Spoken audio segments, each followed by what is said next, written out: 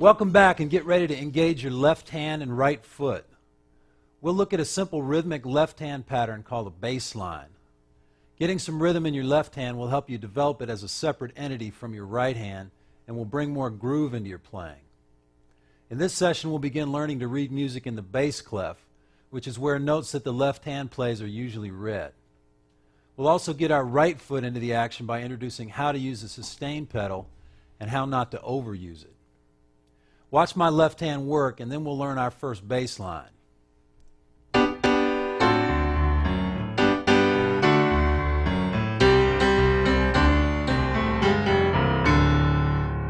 Let's go back to the tune we played in session 2, When the Saints Go Marching In. We learned how to play the melody in session 2, but now we're going to work on playing a bass line in the left hand. A bass line is a pattern of low notes that provides a rhythmic foundation and a groove to play the tune over. And we'll use a chord chart to represent the framework of the tune, which we'll need to put together that bass line with. The three chords of this tune are our old friends C, F, and G. We'll learn a simple pattern to use in our bass line, and I'll break it down for you, but first here's the sound of it. Rest. This pattern will start on the C chord, and the first note of the bass line is the C below middle C. Then you play the G 3 notes below it with the third finger. After G, come up to the next note A with the second finger. We complete the pattern back on C with the first finger. So the whole pattern, all 4 notes, go like this. The rhythm of the pattern on each chord and bar of the tune goes like this. Here it is on C. 1, 2, 3, 4. And again. Now I'll tap out the rhythm on the top of the keyboard here. And this is a great way to practice the rhythm as a separate entity.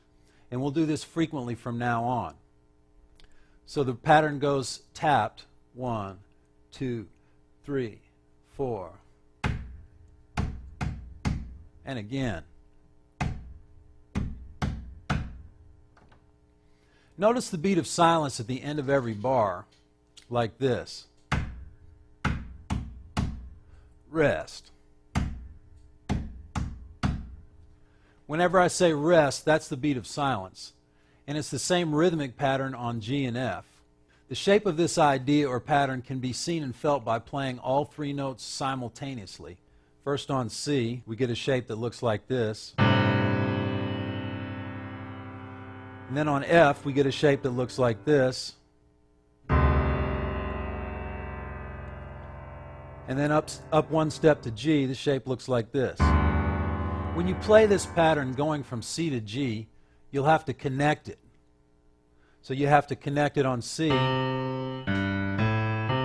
G. And then back. The other 2 changes in the chord will have you going from C to F and back. So here's from C down to F.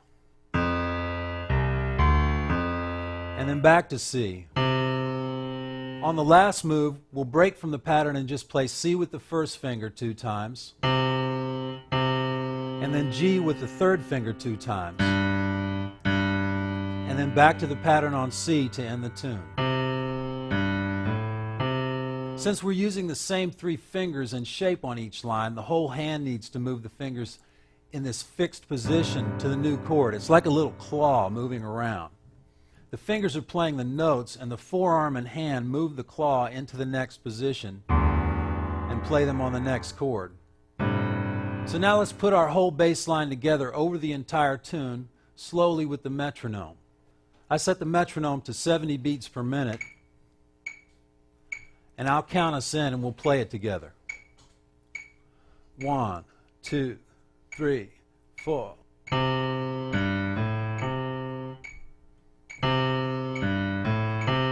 Rest. To the G. Back to the C. Down to the F. Back to the C. C, C, G, G, and then the pattern on C. Now remember, if at any time you have trouble getting from one chord to the next, isolate the point where you change from chords and revisit the fingering and the move from one chord to the next. Also, slow down that tempo when you need to, and remember the practice motto: slow it down and break it down. Now we'll see how this bass line fits in with the melody of When the Saints Go Marching In. I'll count it in and we'll follow the left hand in the chart. Don't worry about playing the right hand for now. Just hear it as it goes by and concentrate on playing the left hand in time and hearing how it fits in with the melody. 1, 2, 3.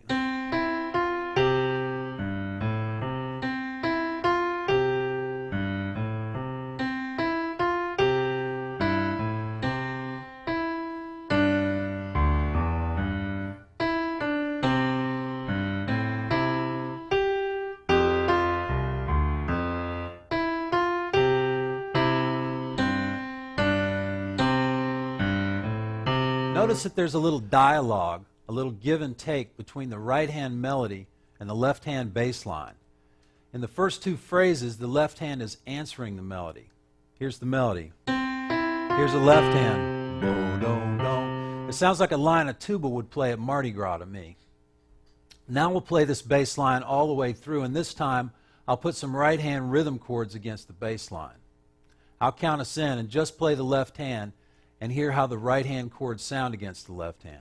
1, 2, 3, 4.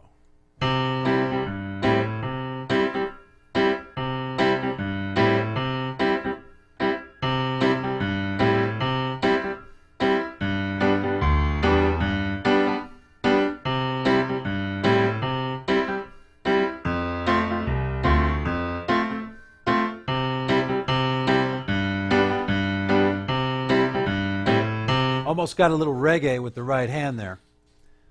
The more you develop the left hand's strength and independence, the more you'll be able to keep a bass line going while you play complementary rhythms, melodies, and chords with the right hand. Here's an advanced example of independence between left and right hand in an original New Orleans flavored bit I wrote.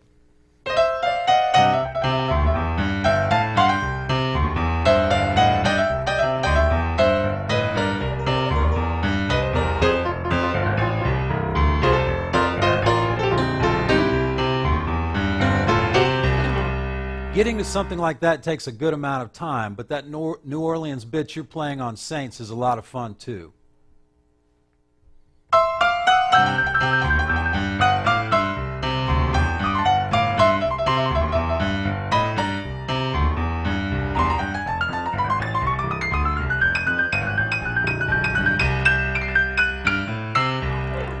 Your left hand can not only supply the foundation for chords, it can also play the melody.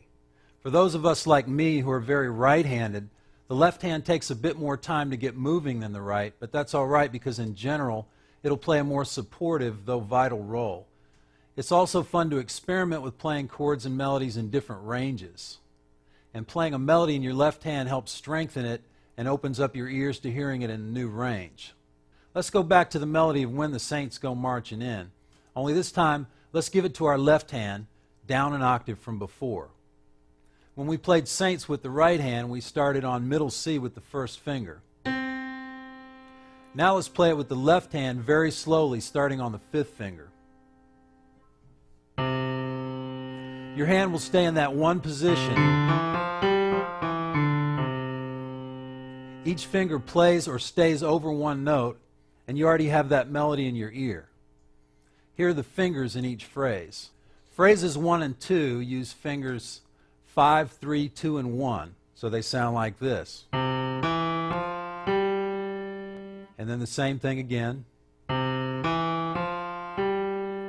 And then phrase 3 starts like the first two and then goes somewhere else. 5, 3, 2, 1, 3, 5, 3, 4.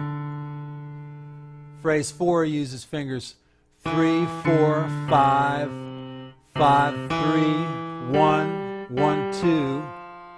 Phrase 5 goes 3, 2, 1, 3, 5, 4, 5. And again, we'll break this down further in the workshop. For most of us, this melody will be harder to play with the left hand, especially with the 4th and 5th fingers.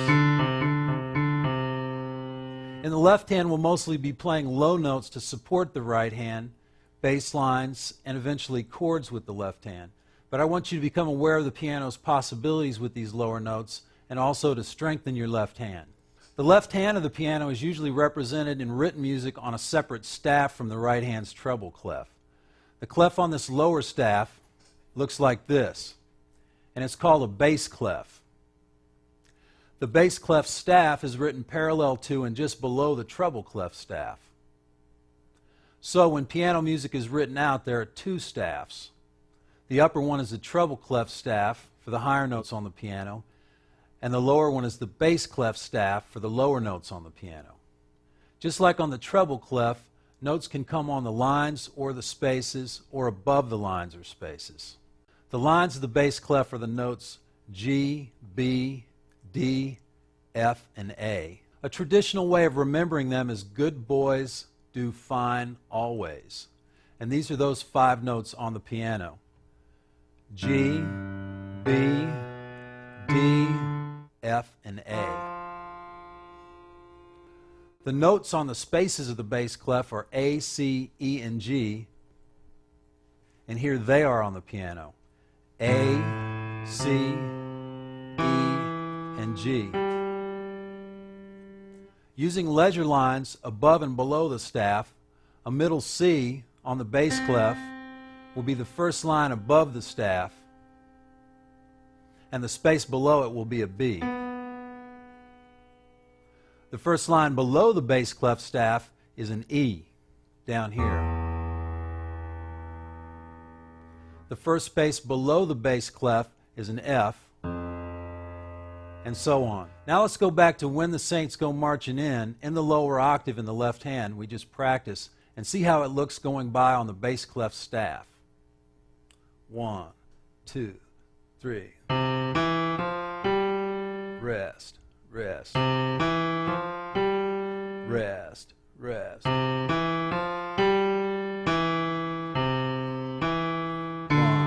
2, 3.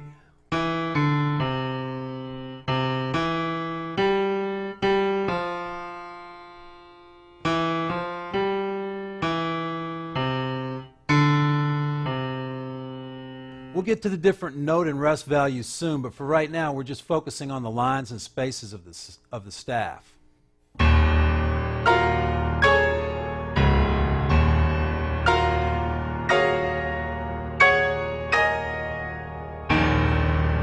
I just made a whole bunch of notes ring at the same time using the sustain pedal.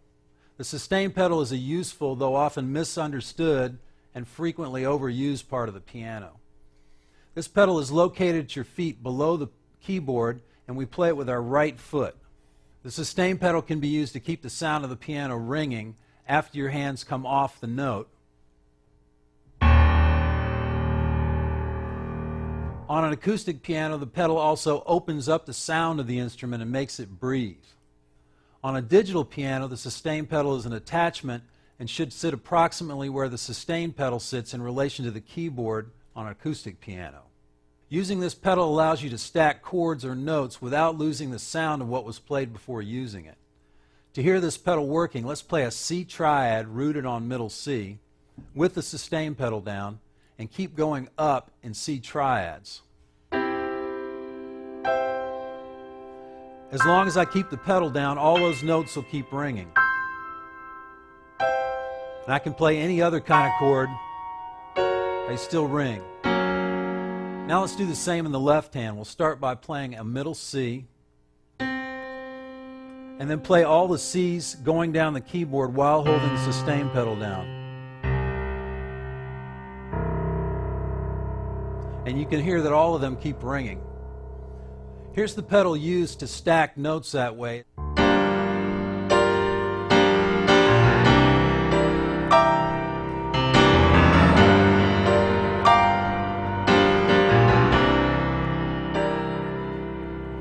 The pedal's down and I'm stacking the chords up, and I take it off and put it back down every time I change a chord. So here's where I change the chord.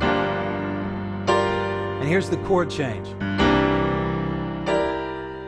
So the pedal went up when I changed the chord. In written music, mostly in the classical idiom, notations of when to put the pedal down are shown by pedal markers like this. These markers show when the pedal goes down and when it comes back up, and when there's no pedal marker at all, the pedal's not played. Using the sustain pedal can be useful, but the pedal should be used judiciously because it can cause you to blur melodies, rhythms, or progressions unintentionally. Here's an example of a melody being blurred by overusing the pedal.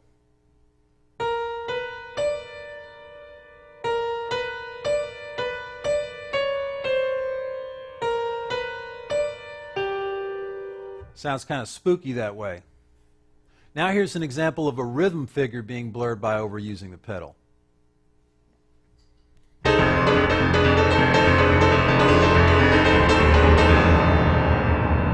In general, you don't want to use much pedal when you're playing rhythmic figures. Finally, here's an example of a chord progression being blurred by overusing the sustain pedal.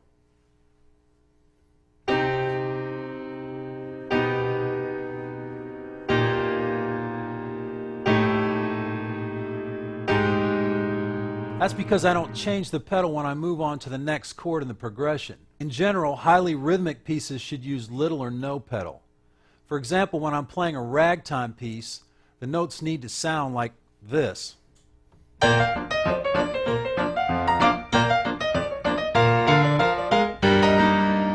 when I use the pedal, they sound like this.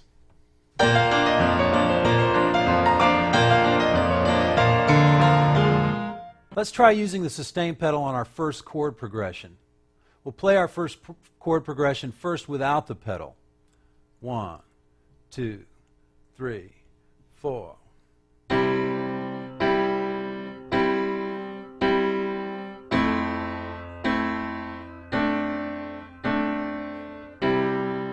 Now we'll put the pedal down as we strike the first chord and lift it up as we play the fourth statement of that chord just before we change to the next chord. Then put the pedal back down when we play the second chord and leave it down when we strike the third chord, because these chords are compatible enough that it makes a nice effect to play them both with the sustain pedal down. So the whole thing, using the pedal this way, sounds like this. 1, 2, 3, 4. And change the pedal, and then change it again. Practicing without the pedal helps us to develop our ability to connect things musically using our body. The wrists and forearms are mostly responsible for connection at the piano when we're not using the pedal. Practicing with the pedal and using it well will also allow us to get other colors and sounds from the piano and to use a large range of the piano at once. Check out this classical piece and how I can play the chord and the bass note with the left hand by using the pedal.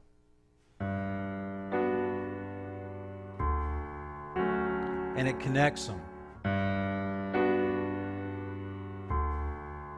The bottom line on when to use the pedal is, use it judiciously, never allow it to muddy the picture, and don't use the pedal to attempt to connect what your body can connect better and cleaner. This session's nugget is really more of a don't, and it is, don't over-pedal. Develop an awareness of when you're using it. Practice without it unless the thing you're practicing really needs it, and change it often when you do use it. Practice purposefully and use the pedal judiciously, but after you've done that, try to experiment with a pedal, stacking chords and finding melodies or ideas that sound good with the pedal down, like this.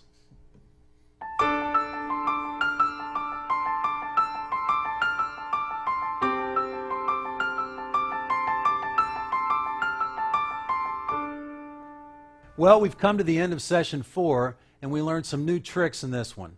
using our left hand on bass lines and on a melody, and using our right foot on the sustain pedal. We'll build on that left hand foundation as we go along so that it anchors, drives, and complements what the right hand is playing. We also began reading in the left hand's clef, the bass clef. Get ready to hone these new skills in the workshop and to play that bass line along with a great band on the Play Along CD. So work that left hand.